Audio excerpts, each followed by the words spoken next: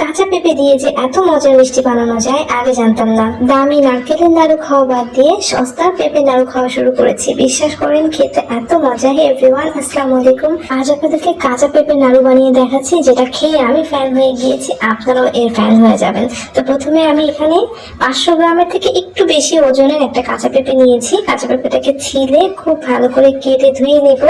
তো এখন যেহেতু কাঁচা পেঁপে খুবই সস্তা, 20 কি 30 টাকা কেজি, তো এই সময় আপনারা এই নাড়ুটা বানিয়ে সংরক্ষণ করতে পারেন। খেতে অনেক মজা। দেখেন আমি একটা চামচ দিয়ে ভিতরে বীজের যে অংশগুলো রয়েছে এগুলোকে খুব ভালো করে চেঁচে ফেলে ধুয়ে নিয়ে এসেছি। এখন আমি পেঁপেটাকে কেটে নিয়েছি। পেঁপেটাকে আমি ছোট ছোট করে টুকরো করে নিচ্ছি। তো ছোট ছোট করে টুকরো করে নিয়েছি, এতে করে কাজ করতে অনেক সুবিধা হবে। তো এরকম একটা গ্রেটার নিয়েছি, ছোট ছিদ্রের গ্রেটার দিয়ে আমি পেঁপেগুলোকে এখন খুব ভালো করে গ্রেট করে নিচ্ছি। অবশ্যই এই ছোট সাইজের যে গ্রেটারটা রয়েছে এটা দিয়ে পুরো পেঁপেগুলোকে গ্রেট করে নিতে হবে, এতে করে পেঁপেগুলো একদম মিহি ঝুরি হয়ে যায়। তাই এই গ্রেটার দিয়ে সবটুকু পেঁপে আমি গ্রেট করে নিচ্ছি। আর দেখেন ঠিক এরকম হতে হবে। তো অবশ্যই গ্রেটার দিয়ে গ্রেট করে নিতে হবে। তো আমি সবটুকু পেঁপে এভাবে গ্রেট করে নিয়েছি। আমার সবটুকু পেঁপে গ্রেট করা হয়ে গিয়েছে। গ্রেটার থেকে সবটুকু ভালো করে মুছে নিয়েছি। বেশ অনেকগুলো পেঁপের ঝুড়ি হয়ে গিয়েছে। এখন আমি এই পেঁপে ঝুড়িগুলোকে খুব ভালো করে দুবার ধুয়ে নিব। এই জন্য নর্মাল পানি দিয়ে পেঁপেগুলোকে ভালোভাবে ধুয়ে চিপে চিপে আরেকটা বাটিতে তুলে নিচ্ছি। অবশ্যই পেঁপের ঝুড়িগুলোকে দুবারের মতো ধুয়ে নেবেন, যেহেতু পেঁপের মধ্যে অনেকটা কষ থাকে, দেখা যায় যে একটু পিচ্ছিল ভাব থাকে। তো সেই কষটাকে বের করার জন্য এভাবে ভালো করে ধুয়ে চিপে আমি আরেকটা বাটিতে তুলে নিচ্ছি। আর অবশ্যই কাজটা দুবার করতে হবে, এতগুলো পেঁপেগুলো অনেকটা ঝরঝরে হবে। নিচের দিকটা আমি এভাবে চালনিতে ছেঁকে নিয়েছি যাতে নষ্ট না হয়। তো আমি আবারও বেশ অনেকটা পানি দিয়ে ভালো করে ধুয়ে আমি চিপে চিপে আরেকটা বাটিতে তুলে নিচ্ছি।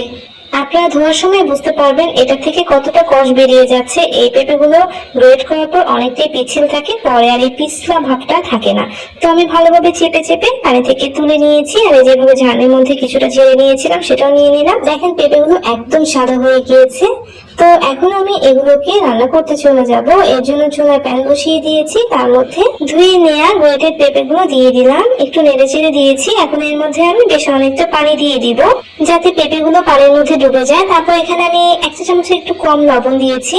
আর লবণটাকে দেওয়ার পরে খুব ভালো করে পেঁপের সাথে একটু মিক্সড করে দিচ্ছি। চুলার আঁচটা কিন্তু দিয়ে দিয়েছি। এখন আমি ঢেকে 10 মিনিট রান্না করে নেব, জাস্ট ঘড়ি ধরে 10 মিনিট। 10 মিনিটের মধ্যেই দেখবেন যে পেঁপের মধ্যে বলক চলে এসেছে। আর বলক চলে আসার সাথে সাথেই চুলার আঁচটা বন্ধ করে দিতে হবে, যাতে পেঁপেগুলো অনেক বেশি সিদ্ধ না হয়ে যায়। দেখেন পেঁপেগুলো কিন্তু খুব বেশি সিদ্ধ হয়নি, বাট একটু নরম হয়েছে। এখন আমি চুলা থেকে নামিয়ে গরম পানিটা ঝরিয়ে ফেলছি। আর গরম পানিটা ঝরিয়ে ফেলার পরে খুব দ্রুত পানিটা ফেলে দিতে হবে। তো আমি একটু চিপে নিচ্ছি, চিপে আমি নিচে গরম পানিটা ফেলে দিব। আর দেখেন পেঁপেটা কিন্তু হালকা একটু নরম হয়েছে, বাট গলে যাচ্ছে না।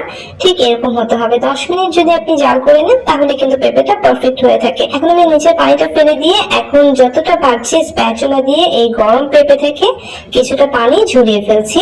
তো এভাবে স্প্যাচুলা দিয়ে চেপে চেপে পানিটা ঝরিয়ে ফেলতে পারেন। আর দেখেন কতটা পানি ঝরেছে।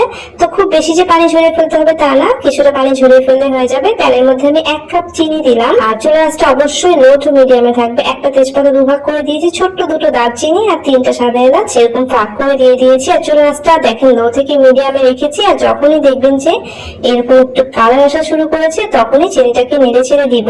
অবশ্যই চুলার আঁচটা কমিয়ে রাখবেন, কারণ ক্যারামেল যদি পড়ে যায় তাহলে কিন্তু ফ্লেভারটা একদম নষ্ট হয়ে যাবে আর একটা তিতা ভাব চলে আসবে। আর যখন এরকম হালকা সুন্দর একটা কালার চলে আসবে তখনই আমি পানি ঝরিয়ে রাখা পেঁপেটা দিয়ে দিচ্ছি। পেঁপের মধ্যে কিন্তু কিছুটা পানি থাকবে, সেটাতে কোনো সমস্যা হবে না। আর অবশ্যই আপনারা ক্যারামেলটা সতর্কভাবে করবেন। যখন দেখবেন যে ক্যারামেলের এরকম একটু হালকা কালার চলে এসেছে, চিনির ভাবটা দানা দানাই রয়েছে, তখনই আপনারা পেঁপেটা দিয়ে দিবেন। আর চুলার আঁচটা কমিয়ে রাখবেন। তো পেঁপেটা দেওয়ার পরে চুলার আঁচটাকে বাড়িয়ে দিবেন আর অনবরত নেড়ে চেড়ে পাক দিতে থাকবেন, আমরা যেভাবে নাড়ু পাক দিয়ে থাকি। আর দেখেন পেঁপের গা থেকে কিন্তু পানি বেরোচ্ছে। তো এই পানিটা বেরোতে থাকবে। কিছুক্ষণ আপনি চুলার আঁচটা মিডিয়ামে রেখে অনবরত নেড়ে চেড়ে জাল করলেই দেখবেন যে পানিটা শুকিয়ে যাচ্ছে। আর পানিটা শুকিয়ে যাওয়া পর্যন্তই কিন্তু জাল দিতে হবে। আর এভাবে জাল দিতে দিতে দেখবেন যে নাড়ুর কালারটাও খুব সুন্দর চলে এসেছে। আমি এখানে মেজারমেন্ট কাপের 1 কাপ চিনি ইউজ করেছি। আমি আপনাদেরকে টেকনিকটা বলে দিব আপনারা কিভাবে চিনিটা অ্যাড করবেন। যখন দেখবেন যে নাড়ুটা এরকম দলা পাকানো যাচ্ছে আর পানিটা পুরোপুরি শুকিয়ে গিয়েছে, সেই পর্যায়ে আপনারা নামিয়ে নেবেন। দেখেন একদম ঝরঝরে হয়েছে। তো যখন দেখবেন এরকম শুকনো শুকনো হয়ে গিয়েছে, সেই পর্যায়ে নামিয়ে নিচ্ছি বাটির মধ্যে। আর হালকা একটু ঠান্ডা করে নিচ্ছি, কারণ খুব গরম অবস্থায় ধরা যায় না, তবে বেশি ঠান্ডা করে ফেলবেন না। হালকা গরম থাকতে থাকতেই নাড়ুগুলো বানিয়ে নিচ্ছি। আর এই দেখেন আমি মেজারমেন্ট চামচ দিয়ে মেপে মেপে নাড়ুগুলো বানাচ্ছি, এতে করে নাড়ুগুলো সব এক সমান হবে। এখন বলছি চিনিটা আপনারা কি মেজারমেন্টে দিবেন। আমি যে পেঁপেটা নিয়েছি এটার ওজন ছিল 500 গ্রাম, আর 500 গ্রাম পেঁপের জন্য আমি 1 কাপ ভরা চিনি ইউজ করেছি। আর চিনির মধ্যে কিন্তু কোনো ধরনের পানি দেওয়া যাবে না। তো আপনারা যখন চিনিটা মেজার করবেন তখন আপনারা কি করবেন, গ্রেটেড পেঁপেটা কাপের মধ্যে মেপে নিবেন। যে পরিমাণ পেঁপে হবে তার অর্ধেক পরিমাণ চিনি ইউজ করবেন, তাহলে চিনিটা পারফেক্ট হয়ে থাকে। আর আমি নাড়ুগুলোকে একটু চেপে চেপে গোল করে বানিয়ে নিয়েছি। আমরা সবাই তো নাড়ু বানাতে পারি। তো দেখেন সবগুলো পেঁপের নাড়ু বানিয়ে নিয়েছি। দেখতেই পাচ্ছেন এগুলো দেখতে কত সুন্দর হয়েছে, খেতেও ভীষণ মজা। আপনারা এভাবে বানিয়ে সংরক্ষণ করতে পারেন, যেহেতু এখন পেঁপে অনেক বেশি সস্তা। আশা করছি রেসিপিটা ভালো লেগেছে। ভালো লাগলে প্লিজ রেসিপিটাতে একটা লাইক দিতে ভুলবেন না, আর প্লিজ চ্যানেলটা সাবস্ক্রাইব করে সাথেই থাকবেন। সবাই ভালো থাকবেন। আল্লাহ হাফেজ।